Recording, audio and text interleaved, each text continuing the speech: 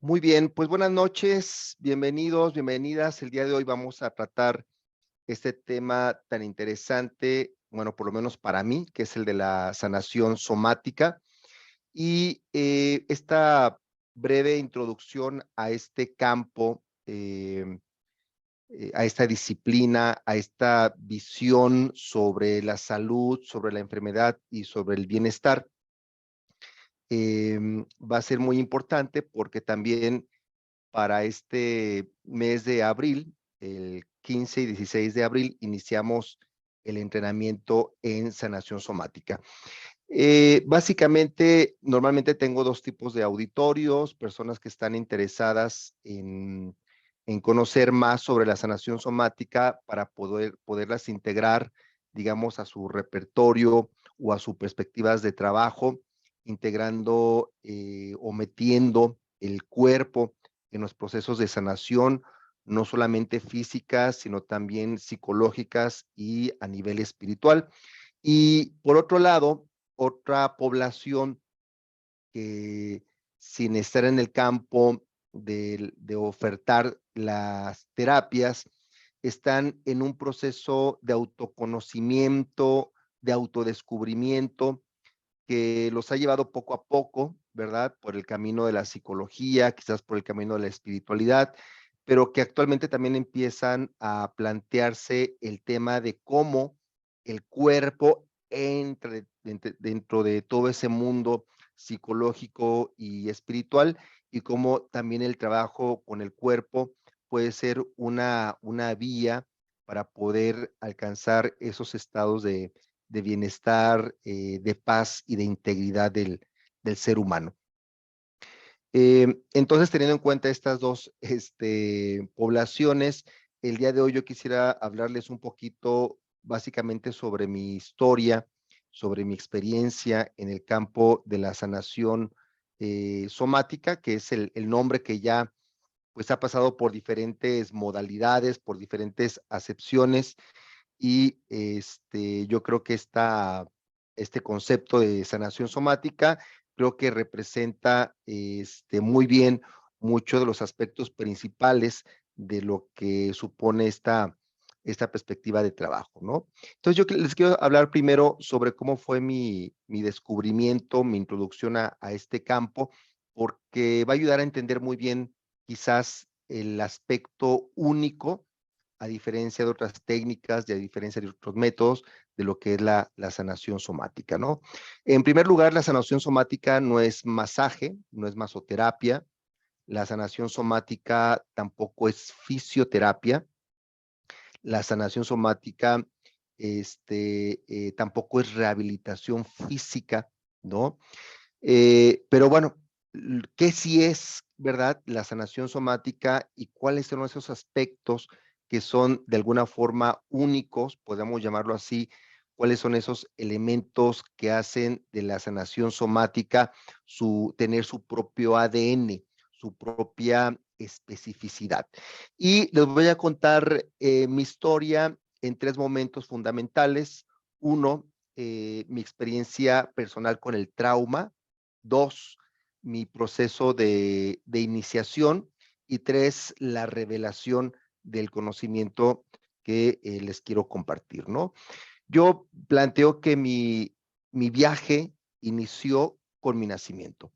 Básicamente, la experiencia traumática que ha marcado mi vida ha sido el nacimiento, y eso lo descubrí en un proceso de psicoterapia corporal en el cual yo estaba, y en un momento determinado de ese proceso psicocorporal, mi terapeuta indujo un estado de trance en el cual yo me introduje, me sumergí completamente a través de la respiración, a través del contacto, y en ese estado de trance contacté con un profundo dolor, con una sensación de ahogamiento, con una sensación de incomodidad corporal, y en ese momento inmediatamente me trasladó al momento de mi nacimiento.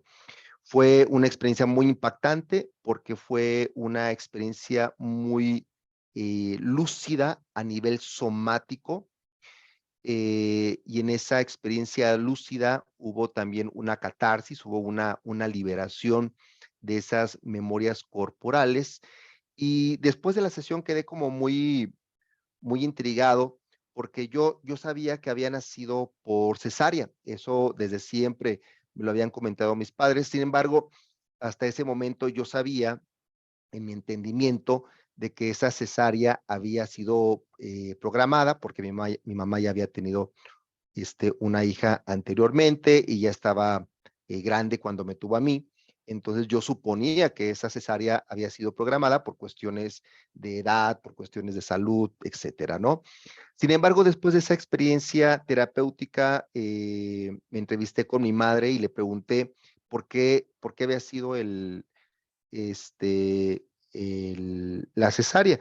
Hasta ese momento yo tenía un poquito de dudas porque normalmente decían que las personas que habían nacido por cesárea no tenían impulso en la vida y yo me reconocía como una persona con mucho impulso y con mucha energía en la vida, ¿no?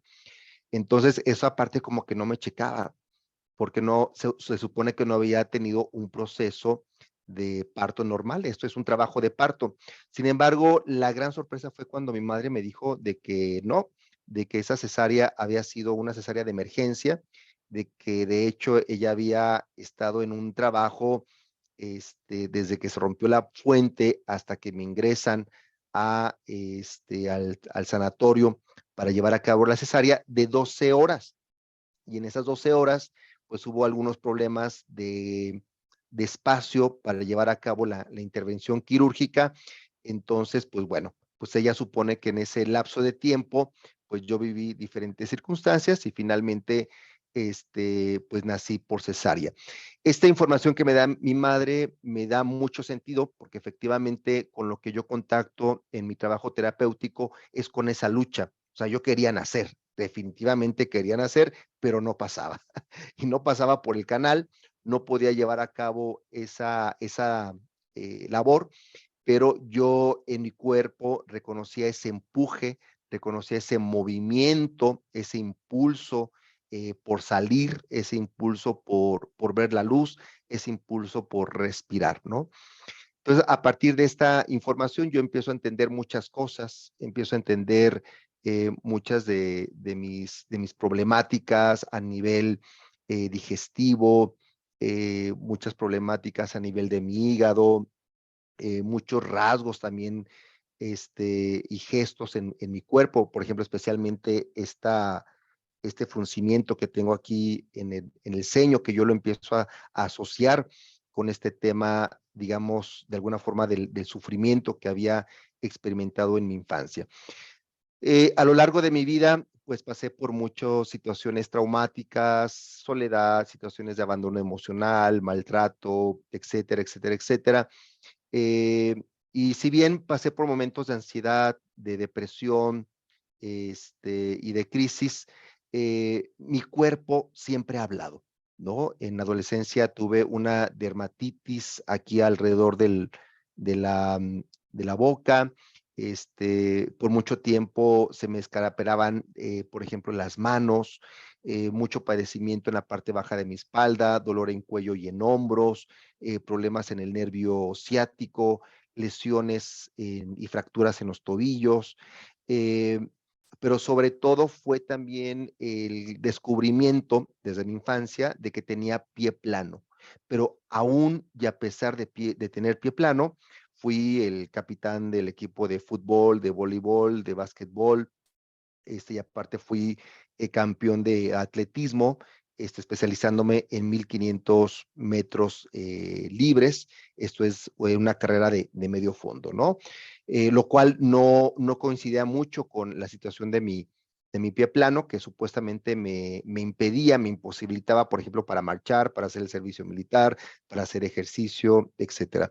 Entonces, todo esto supuso otra serie de síntomas, por ejemplo, de pequeño tenía sobresaltos, y para esto mi madre es de Veracruz, de un municipio que se llama Tierra Blanca. Mi madre viene impregnada con toda esta cosmovisión del nahualismo veracruzano, y pues muchos de los problemas que yo tenía en mi infancia, ella recurría a sanadoras de esa zona de Veracruz. incluyendo a un sobador cubano. Entonces siempre estuve muy en contacto con estos temas de la sanación energética, de la curandería tradicional, de la naturopatía. Y entonces fue de alguna forma como yo también empecé a conectarme con estos dos mundos, con el mundo de la cosmovisión del nahualismo y con el mundo del trabajo con el cuerpo. No es hasta el segundo momento que ahora les voy a compartir, que le llamo mi iniciación, que es más o menos a los 14 años de edad. Yo ya tenía muy claro qué quería hacer de mi vida. Yo quería dedicar mi vida a ayudar a las personas, a ayudar al mundo a través de la consagración a Dios. Estoy siguiendo el ministerio sacerdotal y mi intención era básicamente entrar con los jesuitas para convertirme, en aquel tiempo así lo pensaba como adolescente. Yo quería ser exorcista, tenía esa firme intención de ser jesuita, porque yo me quería dedicar a liberar el alma de todas aquellas opresiones espirituales y físicas que nos llevaran a la degradación, ¿no? Entonces, cuando yo tenía 18 años aproximadamente, terminando la preparatoria, fui y toqué las puertas para entrar a la Compañía de Jesús con los jesuitas, y extrañamente me enviaron ahí en la Ciudad de México. Hay una iglesia en la calle de Madero que da hacia el Zócalo. Hay una iglesia muy hermosa que a mí me encanta, que se llama la iglesia La Profesa. Le estoy hablando más o menos de 1994, y ahí me envían con un sacerdote que marcó mi vida completamente. Fue el padre Manuel Mieres. Lo conocí ahí exactamente en la Profesa, en ese templo maravilloso, que en ese momento estaba administrado por el Oratorio de San Felipe Neri, pero que hace muchos siglos había sido parte de los jesuitas. Recordemos que en México los jesuitas fueron expulsados en un momento determinado de la historia, después regresaron, y ese templo quedó a cargo en ese momento del Oratorio de San Felipe Neri, donde estaba el padre Manuel Mieres. El padre Manuel Mieres se convirtió en mi director espiritual para llevar a cabo mi discernimiento hacia el sacerdocio. También fue mi confesor particular, pero sobre todo fue mi psicoterapeuta corporal.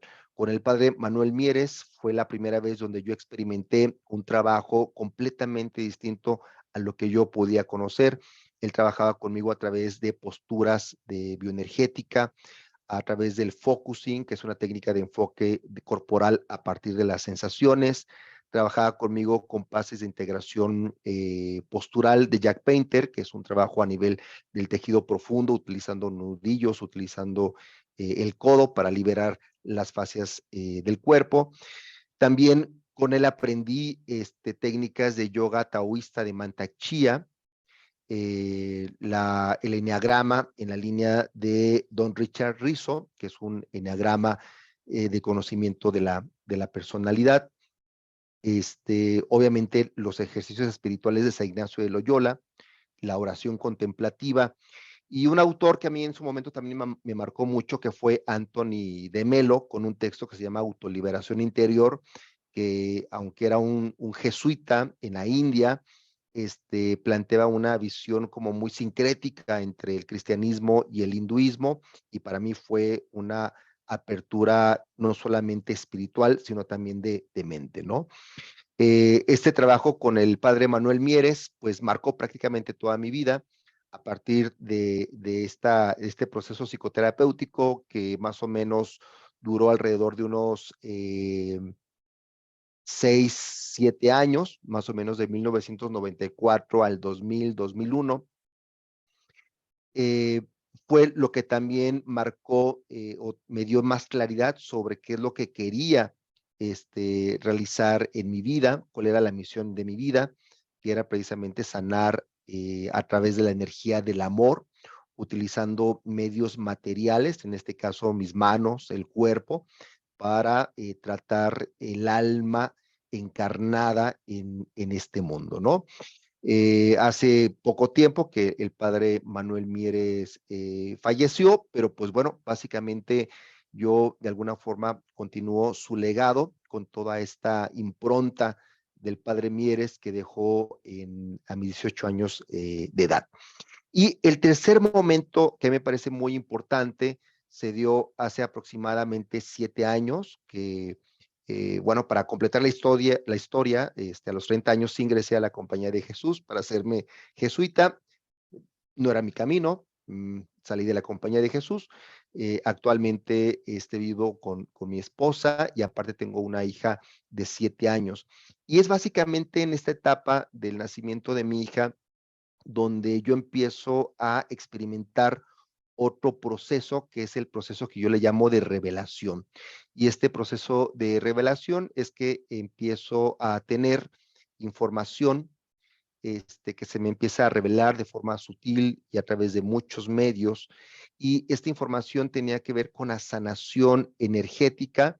Lo que yo actualmente entiendo que es lo que se me revela son las artes curativas del chamanismo japonés. Así está muy random, yo lo sé, es muy raro todo esto, pero bueno, eso es lo que me empieza a llegar y de repente esto empieza de alguna forma a ser confirmado por muchos pacientes que empiezan a notar que no soy solamente yo quien está presente en el proceso terapéutico, sino que hay alguien más ahí conmigo y muchas de estas personas logran identificar, digamos, a un samurái, ¿no? Un maestro samurái, imagino que es un maestro espiritual ascendido, pero que me empieza a bajar mucha información que tiene que ver con la sanación japonesa. Yo lo ubico así como una sanación chamánica, porque así es la forma o con las palabras que yo la puedo entender.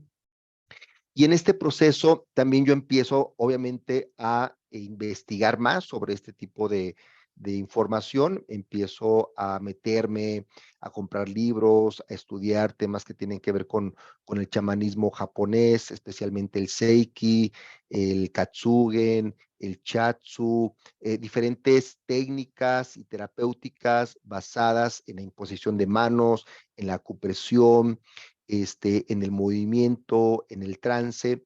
Y después de un tiempo, cuando yo empiezo a tener, digamos, más claridad y más fluidez con este tipo de técnicas, empiezo a ver que mucho de lo que yo aprendí con el padre Mieres, existe un paralelismo con las artes curativas japonesas, ¿no?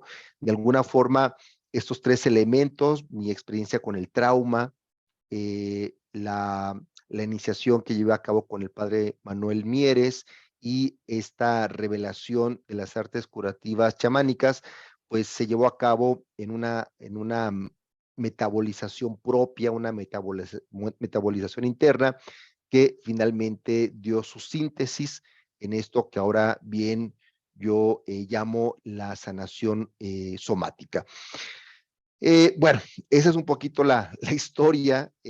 Hay mucho que contar sobre esto, pero me gustaría plantear esos 3 momentos que para mí han sido obviamente muy, muy importantes. Y a partir de esta síntesis propia que yo empiezo a realizar de todo este bagaje terapéutico, obviamente sí estudié psicología social, estudié psicoanálisis, psicopatología, me encanta la clínica. Me he formado en diferentes escuelas de psicoterapia corporal, incluyendo actualmente la integración postural de Jack Painter, que es una técnica que también me dio a conocer el padre Manuel Mieres allá por 1994 y que de forma intuitiva pues yo le he venido realizando, ¿no? Eh, en la actualidad, entonces le llamo a esto la sanación somática, pero la pregunta es, ¿qué es esto de la sanación somática? Lo que yo les puedo decir básicamente, y que es, digamos, la parte en la que yo quisiera ahondar más en esta breve charla que les estoy compartiendo, es sobre el ADN de la sanación, somática. Este ADN, ¿qué es? Es lo que llamamos las 9 rutas de liberación profunda. Ese es el aspecto prácticamente identitario de esta terapéutica. ¿Qué significa esto?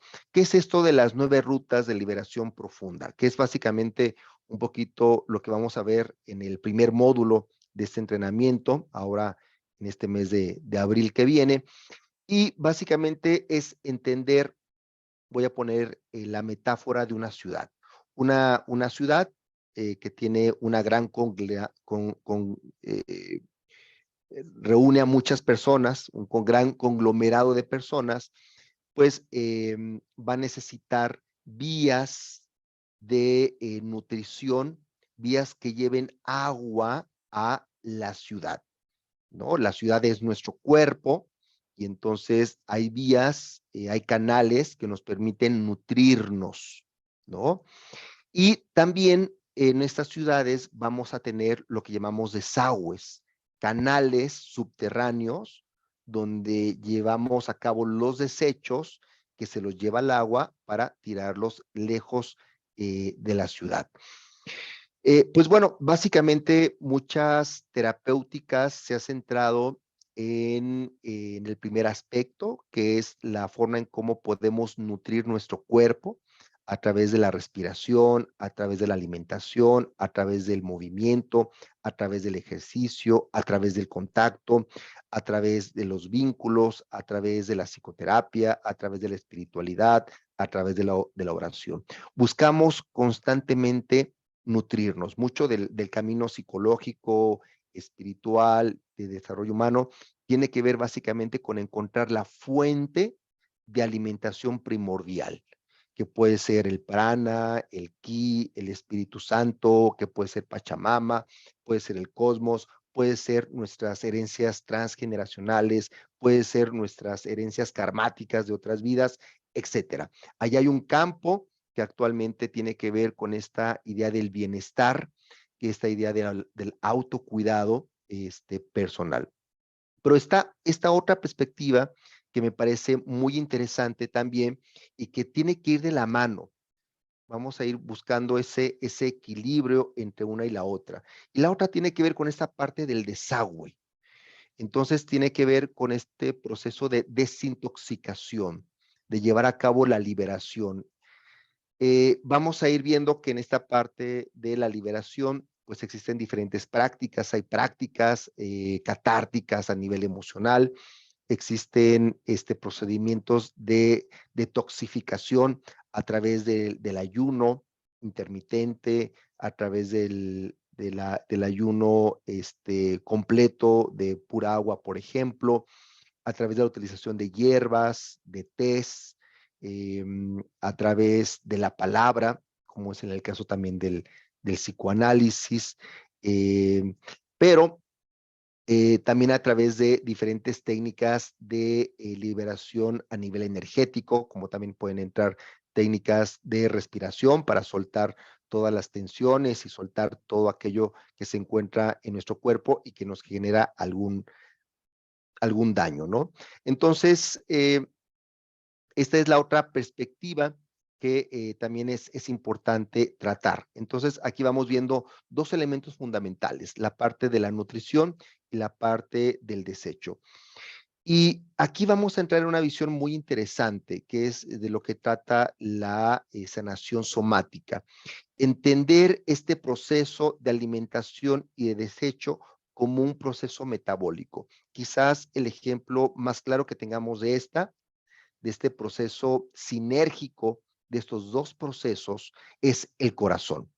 El corazón, hay una vía donde se lleva la sangre hacia el corazón para ser oxigenada y hay otra vía que va del corazón hacia el cuerpo, ¿no? Y entonces se lleva a cabo un ciclo, ¿verdad?, de alimentación y desecho. Básicamente ese ciclo de alimentación y desecho es el mismo ciclo del yin y el yang, es el ciclo de muerte y renacimiento.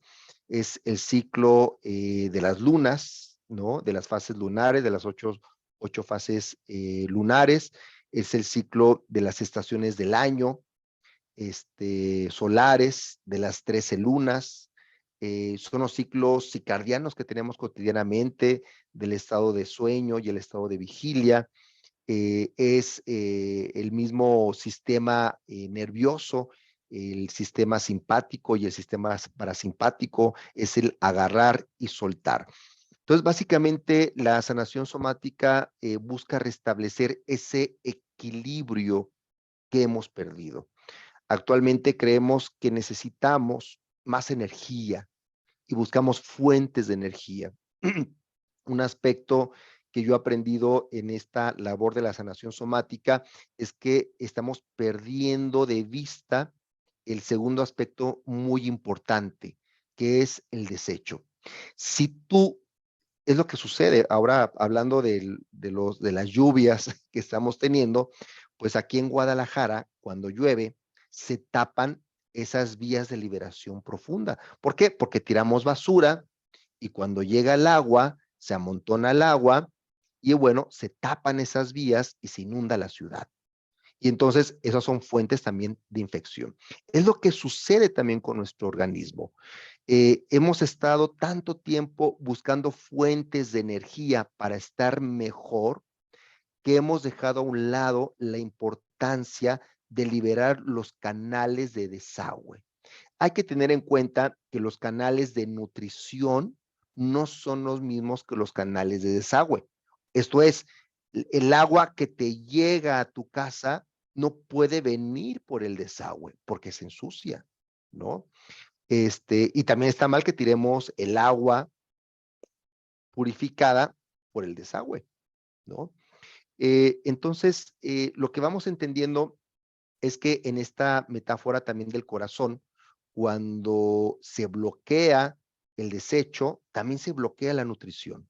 Ese es el elemento fundamental de la sanación somática.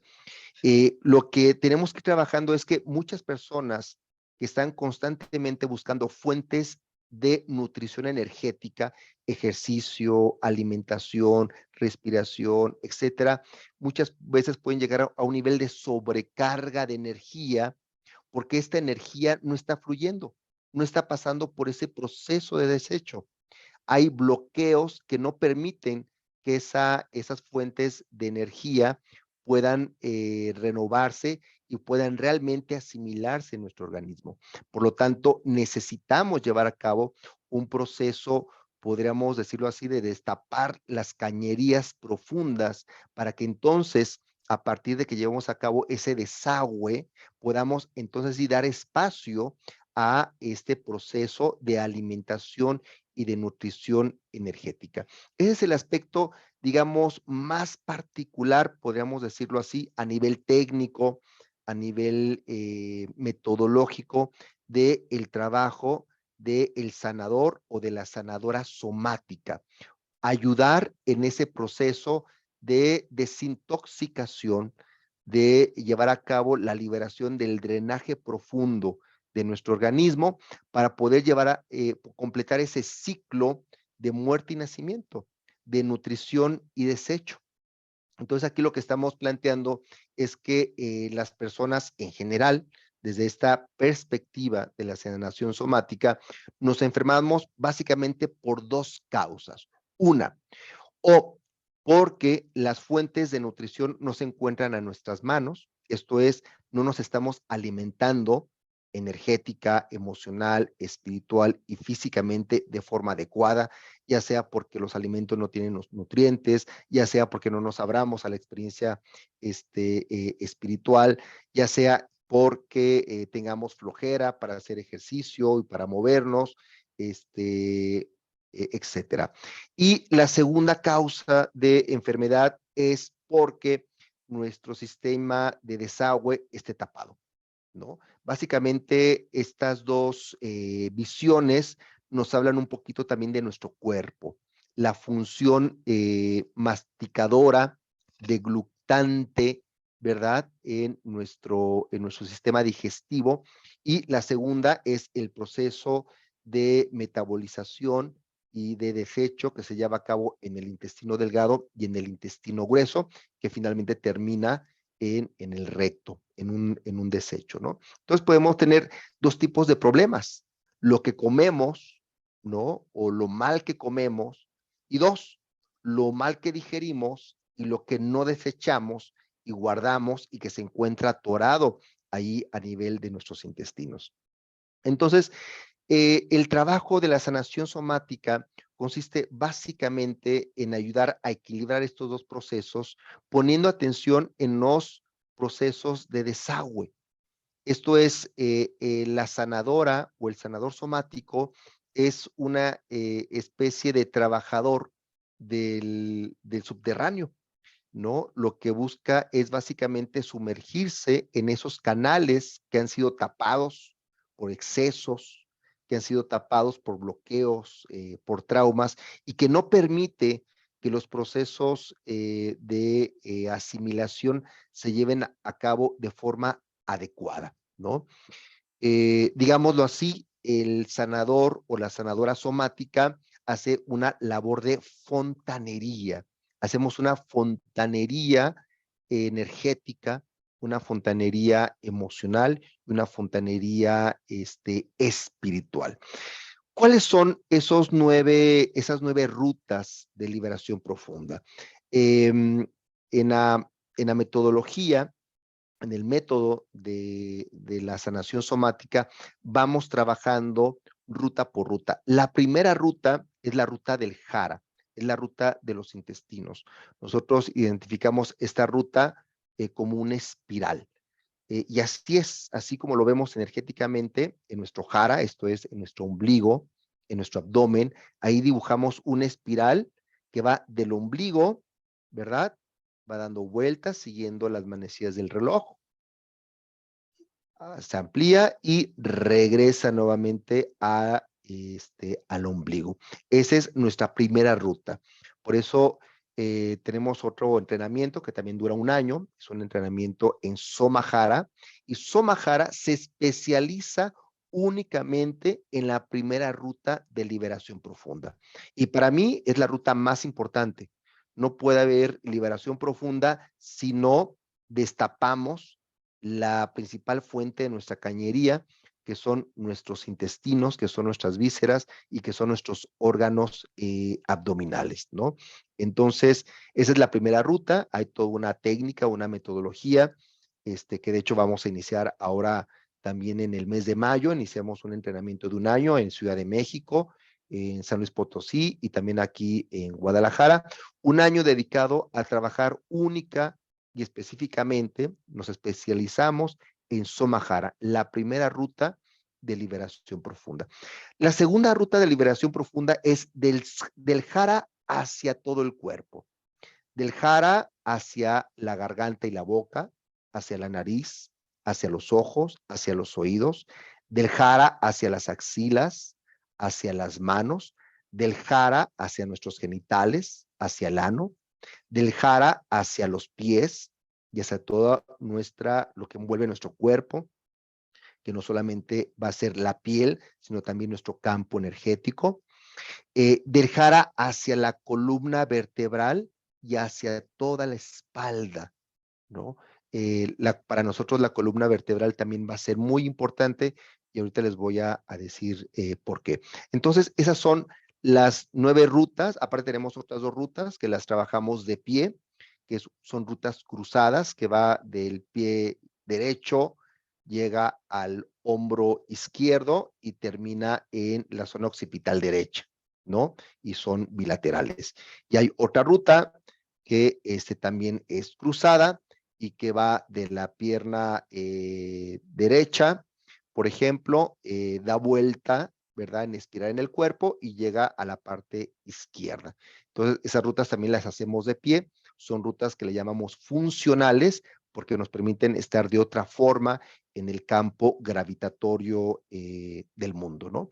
Entonces, esas 9 rutas son las que estudiamos en este entrenamiento y especializamos nuestra mirada, nuestro ojo, para poder leer el cuerpo en función de esas 9 rutas.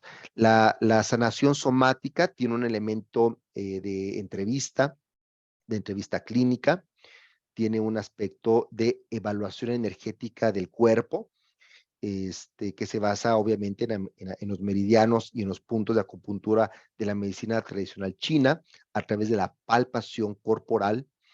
Y también tiene un elemento de evaluación somática a partir de la lectura del cuerpo en diferentes posturas corporales, de pie y caminando, porque evaluamos 6 cadenas miofaciales para identificar la cadena miofacial más dominante, que es la que va a determinar nuestra postura física. Y esa postura física, dentro del marco de la sanación somática, la interpretamos también como una postura existencial, la forma en cómo estás parado o parada frente al mundo y frente a la vida. Para la sanación somática no hay distinción entre lo psíquico, lo físico, lo energético y lo espiritual. Entendemos en esta cosmovisión, ¿verdad?, animista del ser humano, entendemos que el ser humano es un alma encarnada y que el cuerpo es alma. No hay una separación entre el cuerpo y el alma. En el momento en que el alma se encarna y se encarna en nuestros intestinos, por cierto, ahí se va a encarnar y desde ahí se va a desplegar. Entendemos el cuerpo también entonces como un cuerpo álmico. El cuerpo tiene ese nivel de sacralidad que tiene también el alma en esta dimensión en la que vivimos, ¿verdad? Nuestro cuerpo se encuentra encarnado, por lo tanto, nuestro cuerpo es alma viviente. Y eso es un elemento muy interesante que, por ejemplo, yo lo aprendí y me causó mucha sorpresa, porque San Ignacio de Loyola hablaba de la cura de almas. Y entonces cuando entendí esto de la cura de almas, yo preguntaba, ¿y por qué San Ignacio de Loyola hablaba de la cura de almas? Y me contestaban que San Ignacio de Loyola entendía por cura de almas la cura del ser, de la totalidad de la persona. No era solamente, digamos, la confesión, sino también tenía que ver con elementos cognitivos, aspectos anímicos, volitivos, físicos, ¿no? Recuerdo muy bien en unas clases de cristología que nos daba un jesuita y que decía, Jesús no vino a salvar tu alma, por ejemplo, ¿no? Dice, Jesús vino a salvar tu persona. La antropología cristiana, en este caso de Jesús, es una antropología semita. Y eso es muy interesante porque no es la antropología de la división de cuerpo, alma y espíritu de los griegos. Eso vino posteriormente. La visión antropológica de Jesús es entender el alma como un alma encarnada. Darle de comer al hambriento es una forma de sanar el alma. Estamos alimentando el alma a través de la alimentación. Cuando tomo agua, también es un acto espiritual. Por eso a mí me impresionó mucho también San Ignacio de Loyola cuando propone los ejercicios espirituales, y entendiendo por ejercicios espirituales toda aquella actividad como es andar, caminar, hablar, comer, dormir. También hay una serie de ejercicios espirituales, ¿no? Un poquito como lo que se plantea en el budismo del mindfulness o la atención plena, ¿no? El shamatha, que es realizar cualquier actividad en un estado de atención plena. Esto es la actividad espiritual, no es ajena a la vida cotidiana. La actividad espiritual no es ajena a la experiencia y a la vivencia del cuerpo. Al contrario, la experiencia del cuerpo es profundamente espiritual, profundamente anímica, y ya por el hecho de existir somos seres espirituales, somos seres álmicos. Entonces, en ese trabajo que vamos realizando de las nueve rutas de liberación profunda, viene un planteamiento muy interesante, ¿no? Que es básicamente, ¿qué es lo que vamos a liberar? Esa es la gran pregunta. Así como cuando llevamos a cabo una desintoxicación, por ejemplo, a través de jugos verdes o a través de agua o a través de la limpieza de nuestros alimentos, podemos identificar varias toxinas que generan disruptores hormonales, por ejemplo, que nos generan inflamación u obesidad o que nos propician enfermedades, por ejemplo, como cardiopatías o diabetes o cáncer u otro tipo de enfermedades crónico degenerativas. Pues podemos tener toxinas como por ejemplo metales pesados, podemos tener toxinas en un nivel de elevación por ejemplo, de ciertos microorganismos en nuestra microbiota bacteriana intestinal, ¿no? Pero bueno, la pregunta aquí, ¿qué es lo que vamos a desechar? ¿Qué es lo que la sanación somática busca sanar? ¿Qué es lo que la sanación somática busca liberar a través de estas 9 rutas de liberación profunda? Pues bueno, básicamente la respuesta es muy interesante porque lo que vamos a liberar son 5 actitudes emocionales inconscientes. ¿Qué significa esto? Cuando vivimos alguna experiencia traumática en nuestra infancia, tenemos una respuesta de lucha y huida o buscamos la vinculación. Estas experiencias traumáticas dejan una fuerte impronta en nuestro ser, en nuestra alma, en nuestro organismo, y muchas veces cuando somos niños o niñas no tenemos aún la madurez ni la capacidad para poder metabolizar, para poder digerir esas experiencias emocionalmente traumáticas, y se quedan encapsuladas y que se quedan guardadas en nuestros organismos. Y estas respuestas ante las situaciones traumáticas o amenazantes, pues van a organizar, van a determinar, van a influir en muchos aspectos, por ejemplo, metabólicos, neuroendocrinos, nerviosos, obviamente en nuestro carácter, en nuestro tipo de personalidad, ¿no? Entonces, son esas 5, así le llamamos, no son emociones como tales, las emociones tienen un nivel de transitoriedad, ¿verdad?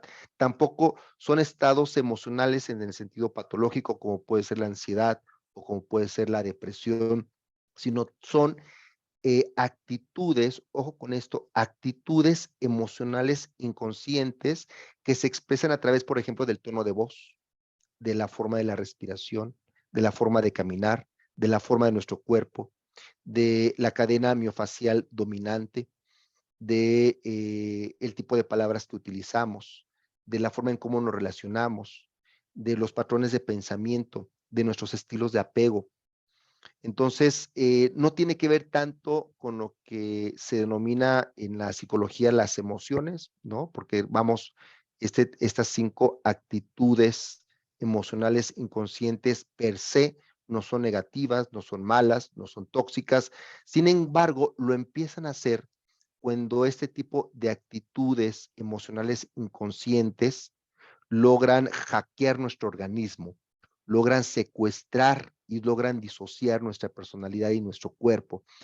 Lo que hemos entendido en actualidad es que estas actitudes emocionales inconscientes en nuestro organismo hackean nuestro organismo a través de nuestros procesos metabólicos, especialmente a través de nuestros procesos neuroendocrinos. Esto es muy importante porque estas 5 actitudes emocionales van a hackear específicamente el hipotálamo, y desde el hipotálamo van a desregular todos los procesos neuroendocrinos y va a determinar también la forma metabólica de nuestro cuerpo. Pero bueno, ¿cuáles son esas 5 actitudes emocionales inconscientes? Estas 5 actitudes emocionales inconscientes son la ansiedad, la preocupación, el miedo, el enojo y la tristeza. Desde el punto de vista budista, porque es otra de las fuentes que han influido mucho en esta modalidad de sanación somática, especialmente del budismo zen y de forma muy práctica del soto zen de Shimaru, por ejemplo, eh, vamos a entender que tenemos una serie de venenos y el principal veneno, el veneno más fuerte, el veneno más profundo y el veneno más difícil de poder limpiar va a ser el de la ira, el enojo, la frustración, ¿no? Básicamente, mucho del trabajo que realizamos aquí consiste no solamente en limpiar, sino también en metabolizar esa experiencia perdón, esas actitudes emocionales inconscientes. Desde el punto de vista taoísta, a eso se le llama la alquimia taoísta. Esto es llevar a cabo, tenemos nuestra materia prima, que es alguna de estas 5 actitudes emocionales inconscientes que van a variar de persona en persona y que es parte de lo que evaluamos en el cuerpo y en la estructura del carácter. Y para determinar cuál es o cuáles son esas actitudes emocionales inconscientes que están dominando y que están rigiendo el comportamiento de la persona, y entonces llevar a cabo este proceso de desintoxicación a través de las 9 rutas de liberación profunda.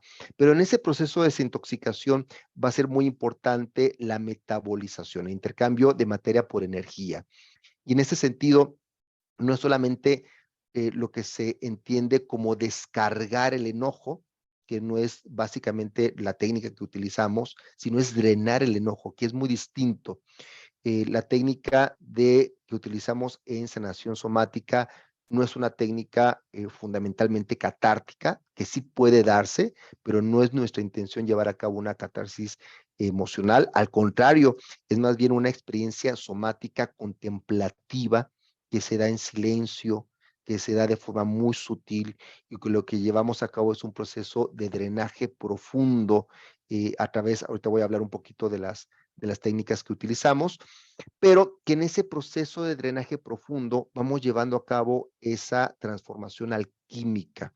Y básicamente la correspondencia que existe para llevar a cabo la alquimia de la ira es la bondad, es la compasión. Entonces, el trabajo que realizamos, más allá de propiciar una descarga del enojo, más bien es cómo coadyuvamos en este proceso de transformación de la ira en amor, en compasión y en bondad, ¿no? Que digamos sería el antídoto de la ira. El antídoto de la ira no es la descarga de la ira. Mi experiencia con técnicas psicocorporales de descarga de ira es que la ira nunca se va. Puedes estar desde los 15 años en psicoterapia corporal o en terapias trabajando la ira, únicamente entrando en un ciclo de carga y descarga de la ira.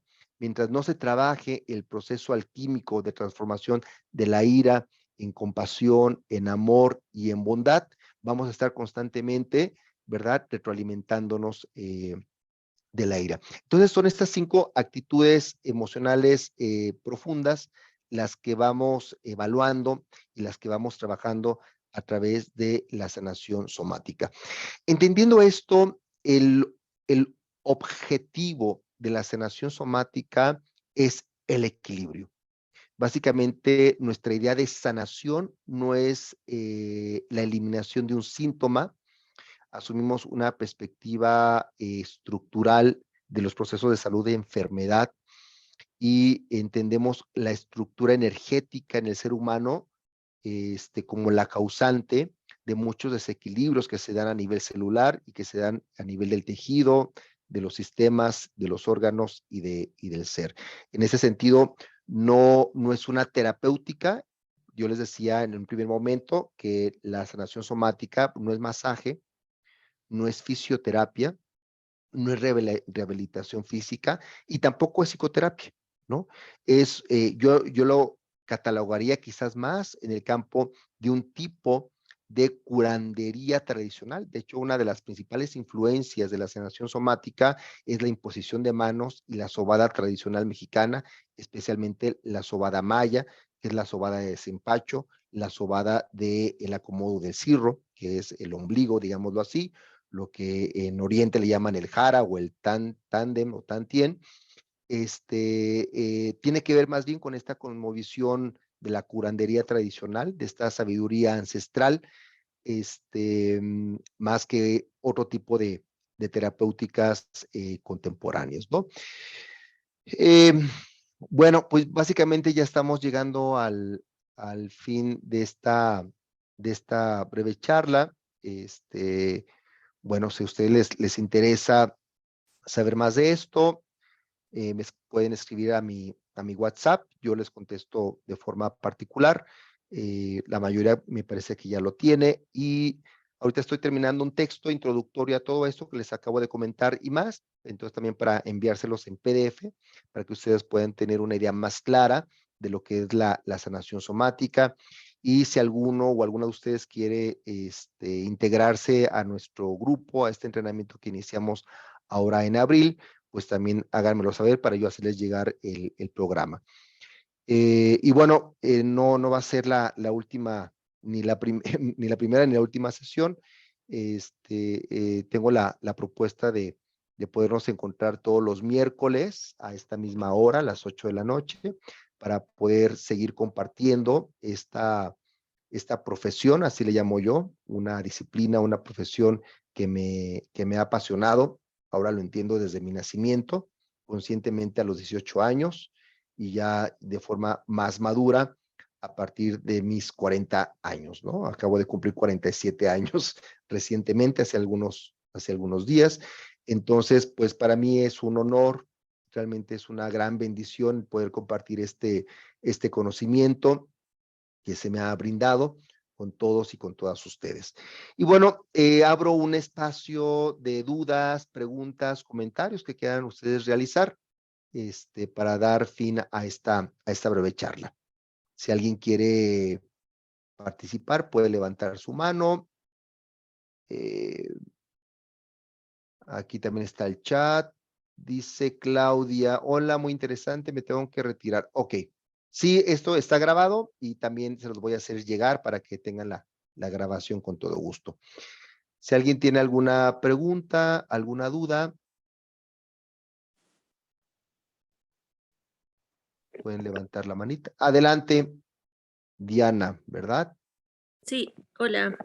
Hola, Diana, buenas noches. Yo tengo una duda. Ahorita, bueno, me queda un poquito más claro cómo funciona, justo por eso quise entrar a la plática, pero también tengo la duda de cómo funciona el proceso. O sea, es una serie de sesiones, es un proceso, no sé, como de sesiones en específico, o más o menos como esa parte, cómo es. Muy buena tu pregunta, Diana. Es que hay muchas cosas que no se pueden hablar de entrada, ¿verdad? Rápidamente. Las sesiones de sanación somática duran 1 hora. Es un proceso que tiene un mínimo de sesiones de 12 sesiones y pueden irse hasta más sesiones con una frecuencia semanal. Y en esta sesión llevamos a cabo 4 etapas de la sesión. La sesión está conformada por una primera etapa que es de la lectura corporal. Cada sesión se hace una lectura del cuerpo. Segundo, hacemos un trabajo con movimiento sensitivo. Yo he estado muy metido también en la danza Buto, y en conciencia corporal a través del movimiento. Entonces hago un trabajo de movimiento con el cuerpo, haciendo contacto en el cuerpo para que la persona pueda irse haciendo consciente de las líneas de tensión que cruzan todo su cuerpo. Tercera etapa, llevamos a cabo una serie de técnicas de posturas miotensivas. Esto es, llevamos a la persona a que se coloque en una de las, se llaman más de 40 posturas miotensivas. En esa postura miotensiva, que es una postura estresante, se facilita un estado alterado de conciencia, un trance y la vibración de nuestro cuerpo. Y la cuarta etapa ya es un trabajo de manipulación de las 9 rutas de liberación profunda.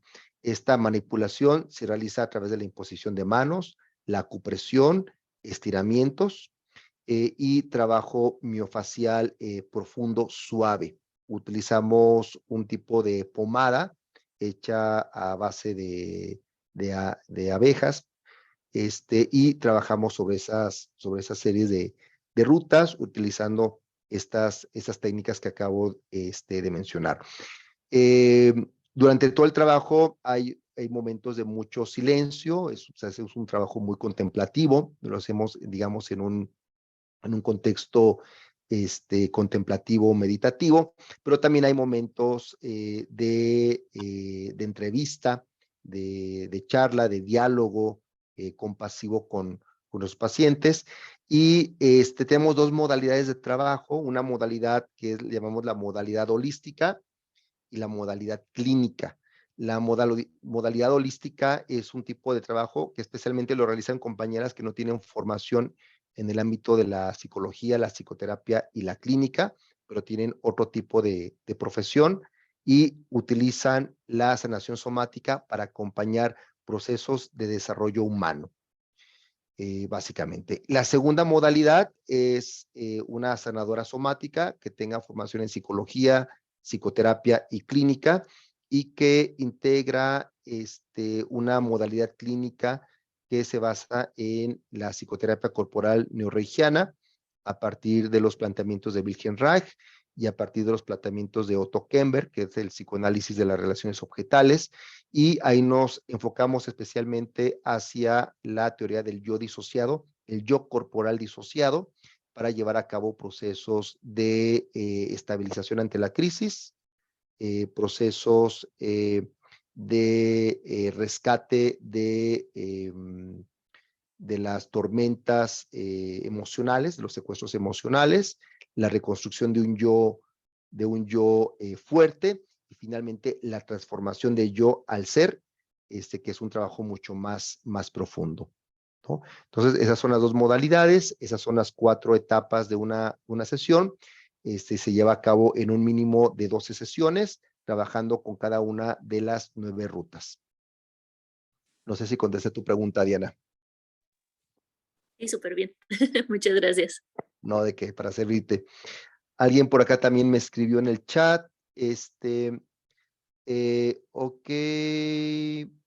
Dice Lea, gracias, qué interesante. No conocí algunos de esos detalles de tu historia de vida. Gracias por compartir. Así es, Lea. Lea es una alumna que ya tiene mucho tiempo conmigo y bueno, pues poco a poco voy dando a conocer un poquito más de mi vida, ¿verdad? Me interesa aprender tu técnica, dice José Esqueda, aunque soy tapatío, no puedo trasladarme a clases hasta Guadalajara, vivo en Estados Unidos y los miércoles estoy trabajando de tarde-noche. Muy bien, José, pues bueno, si tú nos invitas, con gusto vamos a Estados Unidos, a donde te encuentres. Si no voy yo, va otra persona. Y sí tenemos alumnos y alumnas que han tomado entrenamientos vía online. La verdad, yo en lo particular soy más partidario y de hecho por todo el tema que trabajamos de la vinculación corporal presencial. Pero bueno, es cierto, hay muchas personas que quieren conocer esto y han tomado conmigo entrenamientos online. También se puede realizar. Se tienen que cumplir con cierto tipo de especificaciones para llevarse a cabo, como por ejemplo, cada sesión que se lleve a cabo, se tienen que meter a la sesión de fin de semana y tienen que estar con un modelo o con una modelo con quienes vayan a practicar durante todo el entrenamiento. Entonces, sí son ciertas condiciones a veces que son un poquito difíciles de tener y a veces, pues bueno, por el tema también horario, ¿no? He tenido alumnas del otro lado del charco en Europa y les ha sido un poquito complicado por la diferencia de horarios y por el tema de tener a un modelo para llevar a cabo las prácticas, pero sí, encontrando el medio, la modalidad, sí ha habido compañeras, compañeros en Estados Unidos que lo han llevado a cabo, especialmente parejas, es lo que hacen, meten a su pareja al entrenamiento y dicen, pues ya, aquí ya la hicimos porque pues, vivimos juntos y pues no hay de otra forma más que comprometernos a llevar a cabo todo el proceso y eso ha sido un muy buen recurso. Muy bien, bueno, pues vamos a dar por finalizada esta sesión. Les agradezco su presencia. El próximo miércoles, quien esté interesada, pues aquí nos volvemos a ver. Que pasen muy buenas noches y que descansen. Gracias, buenas noches. Hasta luego, buenas noches. Gracias, bye. Bye.